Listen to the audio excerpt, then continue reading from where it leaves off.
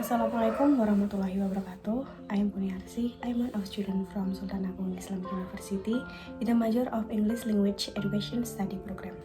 And in this opportunity, I want to share about my answer during my comprehension test in the subject of teaching and learning process with the lecturer Miss Nani Hidayati SPD MPD.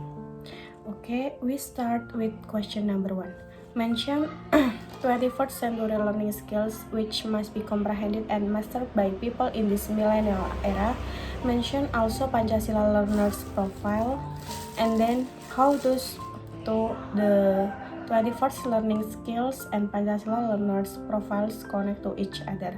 Explain them one by one. Why are they important? There are 5 21st century learning skills. There are communication, collaboration, critical thinking, and the last is creativity. And then the Pancasila learners profile, there are fight, pity to God almighty and noble character, independent, collaboration, global diversity, critical thinking, and the last is creativity. Those two are connected to each other because 3 of 21st century learning skills are included in the Pancasila students profile. All of them are important because critical thinking is the ability to think clearly and rationally in many fields of work, whether in education, research, economics, management, or other professional jobs. The ability to think and critically is very important. The second, creative, is the ability of students to see things in different perspectives and ways, so they can provide different and varied innovation. Creative is very important nowadays, where everything can be easily found and made with the help of technology. The third, collaboration. This is because in the world of work, one thing that cannot be avoided is working together with colleagues. With good skill in collaboration with other people, it will make the work done run well and smoothly. Conversely, if someone is unable to work together or collaborate well with other people. The last is communication. It is a factor that can help students to be successful in work and social life. This is because in work, students must be able to convey their ideas and to their colleagues in an effective, understandable way. If they are not able to communicate well, then students will not be able to convey the important points of the ideas they have, and this can hinder their career or work. Okay, we go to the question number 2. Do those 21st century learning skills correlate with Merdeka Belajar or freedom of learning curriculum? If it does, then please explain it.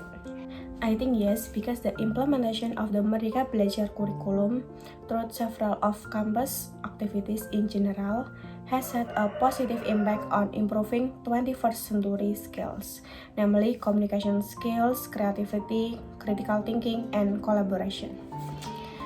And we go to question number 3. In curriculum Merdeka Belajar or freedom of learning curriculum, one of suggested education learning model is discovery-based learning. Can you please explain what is it and how to apply the model or the procedure in teaching learning through classroom? Discovery-based learning is an inquiry-based learning method that takes a constructivist approach to education, where students are encouraged to construct their own knowledge through a self-directed learning process. The procedure, the first is teacher preparation. There are 3 things that the teacher needs to consider before coming to the class and applying discovery learning strategy. There are lesson plan, classroom setting, and media. The teaching procedure, there are 3 sections. The first is introduction, the second is core activity, and the last is close activity. The first is introduction. It begins with greeting, checking student attendance, and motivating students to study. The second, core activity, there are 5 steps. The first is observing. It begins by the teacher explain the stage of discovering best learning strategy that students face during reading activities. After explaining the stage, the teacher will ask students to observe the video, picture, or scenario. The second is questioning. At this stage, the students are required to prepare some question about information shown by media that has been presented by the teacher. The third, information collecting. Here, students will collect as many information about the text. The information can be obtained from the watching video, experimenting activities, reading the other source, observing the object or even interviewing and browsing in the internet. The fourth, associating, the association activity. The students who are still in group are asked to identify and process the information that has been obtained from data collection stage. The last is communicating. In communication activity, students will make the conclusion of the text and the information that they got from all of previous activities. The last is close activity. In this last phase, the teacher together with students make the summary of the lesson and provides feedback on the process and the outcome of learning. Question number 4. Explain learners' competencies, which will be the base of teacher assessment and whom the experts stated the theory. According to Marzano and Pickering, 90 and 97, in Avandi and Sajidan, there are 5 learning dimensions as follows. The first, attitude and perception, acquire and integrate knowledge. The third, expand and refine knowledge. The fourth, use knowledge meaningfully. And the last is habit of mind. We go to the last question. The question is, mention the purpose of education based on some expert. Mention at least 2 local and international. Please reflect the education purpose for your own future life. What your plan in reaching it in the future, and how do you see yourself in 5 years ahead, dealing with the principle of long life education. The first mentioned by Ki Hajar Dewantara, education is requirement in the life of growing children. The point is that education guides all the natural forces that exist in students, so that as humans and members of society can achieve the highest safety and happiness in life.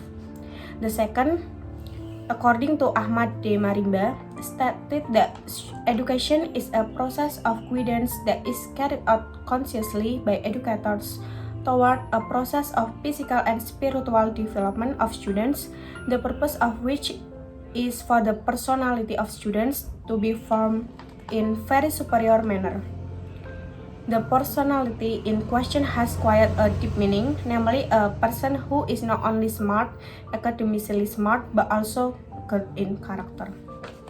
The third, mentioned by Frederick J. McDonald, expressed his opinion that education is a process whose goal is to change human behavior of students.